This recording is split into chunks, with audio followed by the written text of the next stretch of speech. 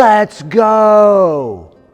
That's what one friend of mine said these readings do at the beginning of ordinary time. Just a little charge in the, a little charge ahead for the third Sunday. I'm back at the baptismal font, because here's the deal. Like, it's all drawn together. These readings are drawn together through baptism, sending us out on mission, being called by name by Jesus. Let's go on mission. Let's go, right? So just a little confusing things about the scripture that'll open up, and then a little bit more into the heart. For one thing, who is Zebulun? Who is Naphtali? I mean, tribes of Israel, but it's an interesting prophecy and interesting fulfillment, just in the sense that, the first tribes carried off into exile were Zebulun and Naphtali.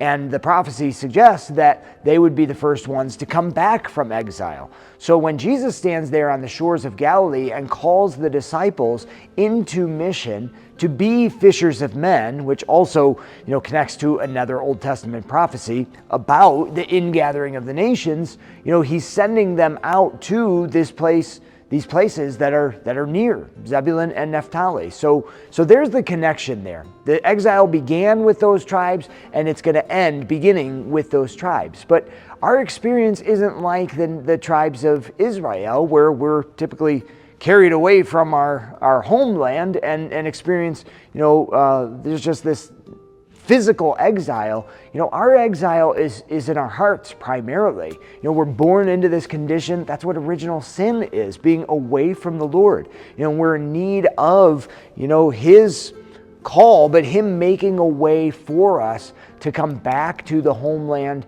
in the core of our hearts, living in union with Him and living our lives in a way that glorifies Him. So what's the way back? Where do we find a way back? Well, He calls us by name. He does do that, but the response of our hearts through the sacrament of baptism and continual conversion over the course of our lives is that highway that comes back to our homeland in our hearts, the core of them, where the Lord dwells. So that's the beautiful thing. There's the connection, and it may have been a really long time since your baptism. You might not have been, conscious at your baptism, but that's kind of the unlocking of the key of coming back home to the Lord. That's when it happened in a definitive sense.